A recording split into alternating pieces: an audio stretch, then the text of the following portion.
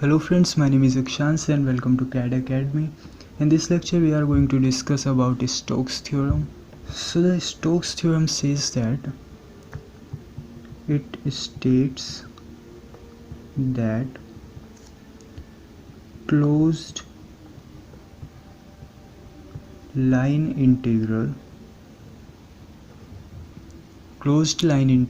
is same as open surface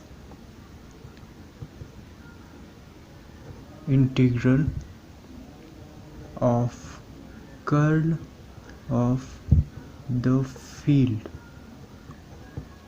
Okay, let's say we have a closed line, like this is line 1, let's say this is line 2 and this is line 3.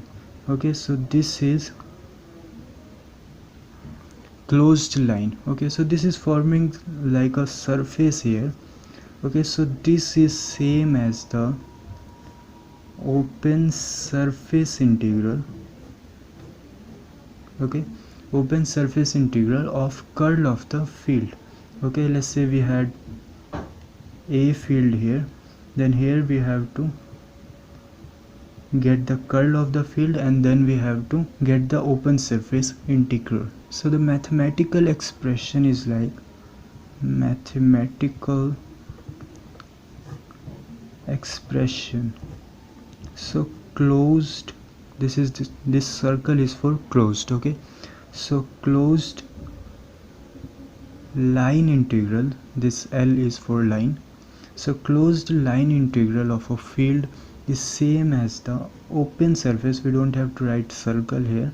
So open surface, this S for surface integral of curl of a field, this same field, these both fields are same. So of same field, curl of the same field, surface integral. Okay, let's take a question related to Stokes theorem. Let's say we have a field A which is xy in x direction plus x square in y direction, and we have also given a plot.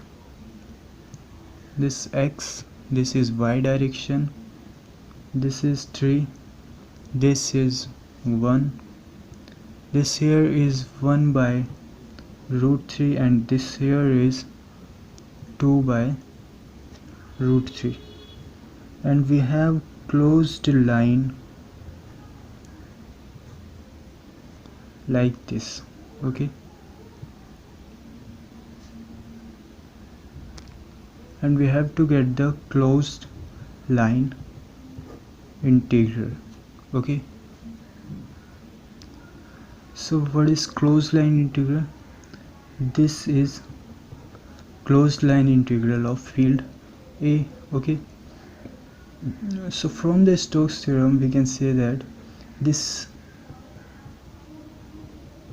okay, let's say this is A here. Okay, so open surface integral of a curl of the field is same as the closed line integral of the field.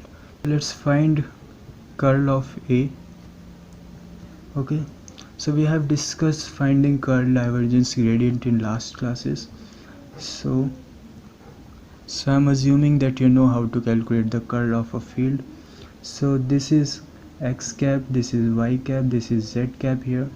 Okay, differentiating with respect to z, differentiating with respect to y, and partial differentiating with respect to z also. Okay, then here we have to write the f of x, f of y, and f of z. So putting these values, and we are getting the matrix as x, y, z cap, dx, dy, dz. So the fx is the field's component in x direction, so this is xy.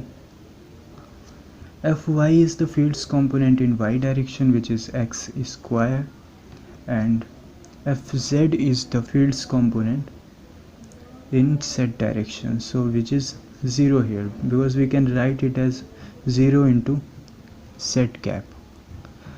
So this is the curl of A, and we will solve this as the general matrix form. So this in x cap we have differentiate 0 with respect to y, so that is 0.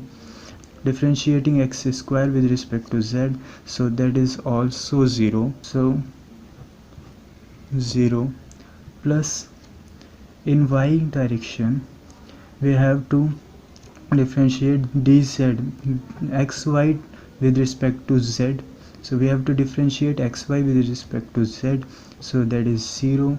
So we have to differentiate 0 with respect to x also, so that is 0 again.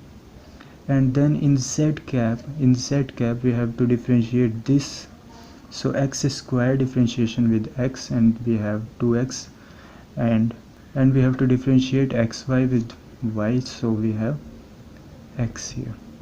Okay, so the curl of the field we have x into z cap.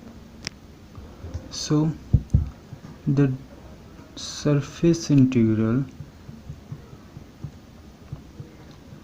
this thing, okay, so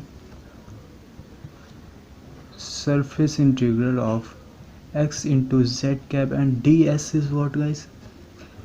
We can see here y is changing, x is also changing, so we have to write dx and dy, not dz, because z is not changing.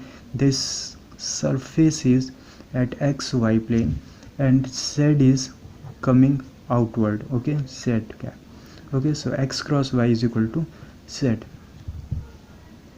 So this surface has upward direction in z cap, okay, so this thing is z cap. Okay, this surface normal is towards z direction, so this thing, this is the ds, okay, and this is the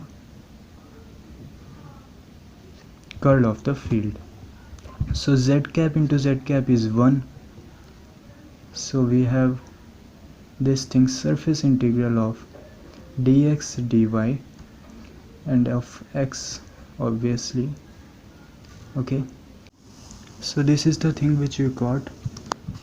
Then so integrating x with respect to x, we are getting this thing, okay, and integrating y, integrating with respect to y, we are getting this y. Okay, so the range of y is from 1 to 3, so 1 to 3, and range of x is from 1 by root 3 to 2 by root 3. Okay, so taking 1 by 2 common, and 2 by root 3's square is 4 by 3 minus this thing's square, which is 1 by 3, and here we have 3 minus 1, so 3 minus 1. Okay, so 1 by 2 into, so 1 by 2 into 1 and 3 minus 1, we have 1 as the answer.